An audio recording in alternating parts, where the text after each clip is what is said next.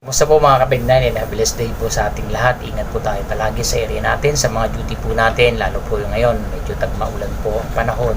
So lagi po dapat tayong magkaroon ng mga pananggalang sa ulan. Okay po, ang ang topic po natin ngayon, ating bibigyan ng paglilinaw para po makatulog tayo doon sa mga bago natin security personnel sa mga post nila, sa kanilang mga area of responsibility.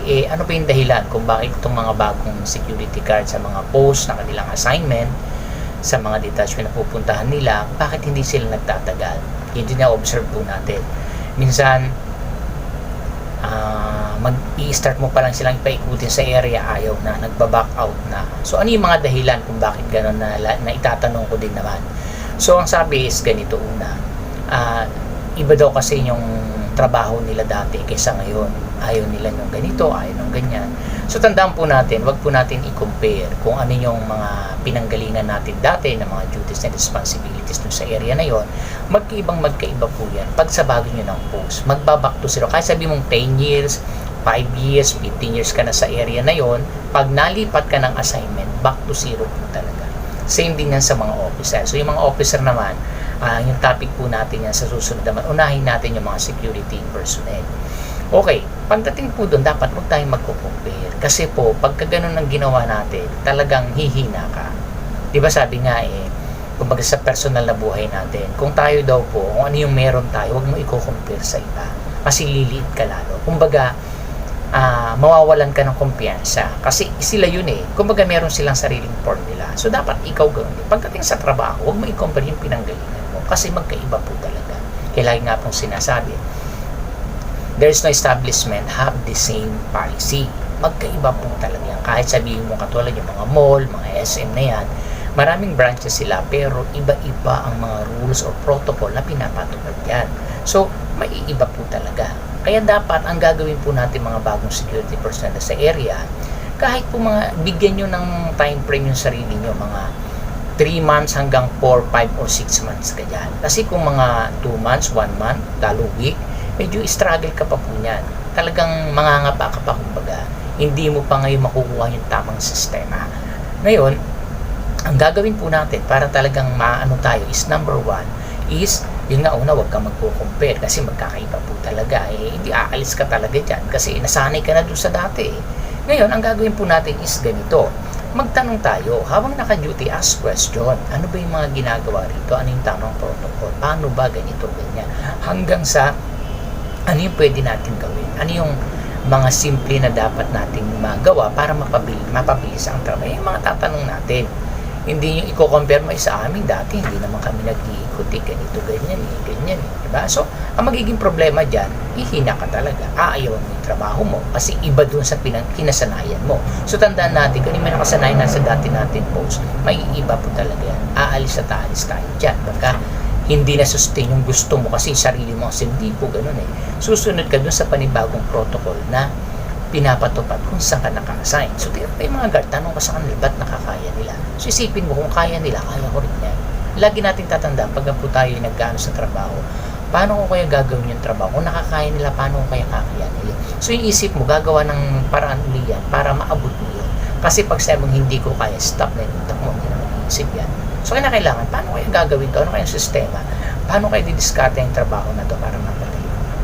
So, magkakaroon ka ngayon ng eagerness sa sarili mo na galingan mo, ayusin mo para ma-meet mo yung pwede mong maiambag doon sa area kung saan ka naka-assign. Diba? Sa pagtatanong mo yan. Pangalawa po is, you have to observe. Tingnan mo yung paligid mo, obserbahan mo. Ano ba yung ginagawa nila? Diba? So, kung sila ganito, ganyan, ganito lang pala kasi. Dapat ganito pala. Alam ko na yung gagawin ko. Ganito pala. So, makakuha pa ng idea na minsan, wala dun sa kanila, makakadagdag ka na kasi nag-observe ka, pwedeng gamitin to. So, sasuggest ko nga to sa officer. Ganun lang, kailangan tingnan po natin yun. So, tingnan din natin yung mga tasks, yung mga routine na security guard, ano bang ginagawa nilang trabaho, bakit nakakaya nila kahit maraming sinusulat, ganito, ganyan. So, mag-start ka din. Susundan ko lang kung yung ginagawa nila. Ganito lang pala yan. So, aaralin ko din. So, yun dapat po para magtagal. Kasi minsan, ito pa yung mga nangyayari. Kaya sila umaalis una kapag sa roaming yan lalo na kasi di ba most sa mga post kasi ng guard yan exposed, diyan ka lang, sa lobby ka lang, ganito ka lang sa area na yan, hindi ka nag-iikot, diyan ka lang sa area. Nakasanayan na naging stagnantan sila. Ngayon, pag nalipad ka sa mga malalaking building, lalo high-rise, siyempre may roping yan, iikot ka talaga. Siyempre, hindi ka na mag-ikot mula sa baba pataas, lalo kung 51st floor ka, mula sa baba, akitin mo hanggang taas, mapapagod ka naman. So, magsisimula ka sa taas pa, baba, para medyo hindi ka naman hirado pagka naglalakad, di ba? So, yun. O, kasi sabi na, ayoko sa niya kasi ikot ng ikot eh. Hindi namin ano yan, masakit sa paa. Tingnan nyo, di ba? Natural, nag-iikot po tayo. Ano ba yung sasakit mo? Alam, mas sumakit ang ngipin mo kakaikot. Siyempre, paa po talaga, di ba? So, sa simula lang yan. Natural, maninibago pa. Eh, nagja-jogging kayo simula. Di ba? Pag nag-gym ka, para jogging sa gym. Pag nag-una kang buhat mo, masakit talaga yan. Sa simula kasi talagang nanibago ka eh. Pero pag paulit-ulit yan, nakakasanayan na ng katawan. So, ganoon din po sa roving mga paa natin, masasanay din yan. Basta ba yung sapatos mo maayos, hindi yan masikip. So, ganun lang sa simula. Pag umayaw ka na wala, hindi ka lang patutunguhan talaga. Kaya, ang tawag niyan siyempre, pangit ang term, mga tamad talaga. Diba? So, hindi po pwede. Pangalawa po is yung ayaw magsulat. Ang dami daw sinusulat. Tandaan po natin tayo mga security personnel, preservation po tayo ng mga information. Kaya na kailangan po, magsusulat talaga, ipipreserve natin yan. Hindi na ilalagay sa computer kasi minsan ang computer nakukurap yan o nagsishutdown yan, nawawala yan. Samantala kung yan ay nasa logbook natin, safety yan. So kailangan talaga magsulat. Yun yung pinakaano natin tools na talagang kailangan ng security, ang matyagang nagsusulat, nagre-record. Kaya nga lagi tayo may mga logbook, di ba? Record. Lahat ng ini-eventualities. So, kailangan, pag inayaw mo yung pagsusulat, ay huwag kang mag-security guard. Anong gawin gusto mo? Sige, magtanim tayo ng kamote sa probinsya, hindi ka magsusulat. Diba? So, ganoon eh. Kasi pag pinasok mo larangan ng security guard, nasa sa security industry ka, lahat po dapat yan. Kailangan yung talagang tenacity, perseverance, yung discipline mo sa sarili mo, matyaga ka talaga. Kailangan po yun. Hindi po pwede dito yung parang kala mo, trabahong tamad ang security. Hindi po. Umalis ka sa pagiging security pa ganyan. Ano po? So, ano pa yung inaayawan nila?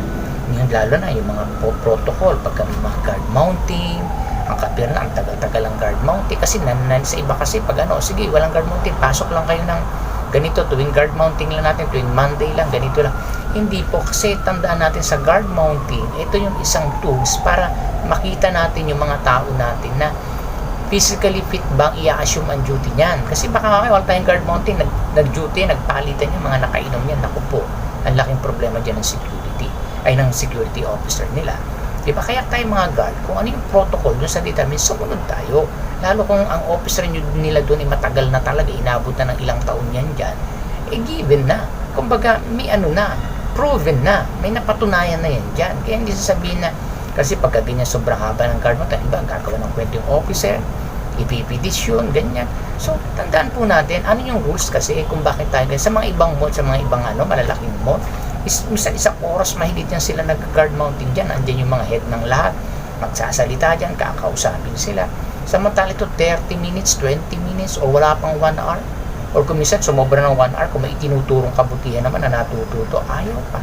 Kaya hindi nag-grow kasi wala sila yung tinatawag na paglalaan ng oras doon sa mga time na sa mga panahon na pwede kang matuto at mag-aral.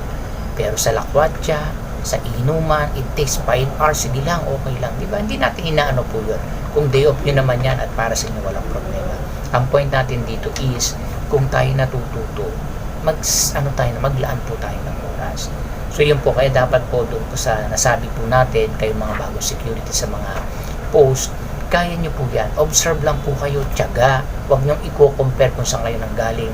Mag-start po kayo from the beginning. Ganun po talaga mag-i-start ka. And then, later on, makikita po ninyo, ganun lang pala kasimple. Ang dami kong na-handle na ganyan. Dito sa area namin ngayon, sabi nga nila, sir, sobrang taas ng building ninyo. Dati, hindi ko talaga makakaya ko to. Kasi ang post ko ganito lang, nagtiyaga lang ako. Yung pala, simple lang pala. Ang dami kong natutunan. At gumaling ako dito bilang isang security guard. Diba? Nakakaano yun eh.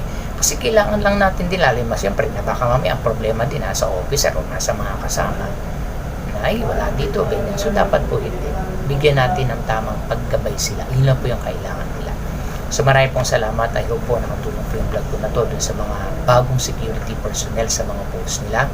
At susunod pong vlog natin sa mga bagong security officer na lang sa bago nilang handle. Maraming pong salamat and God bless po sa atin.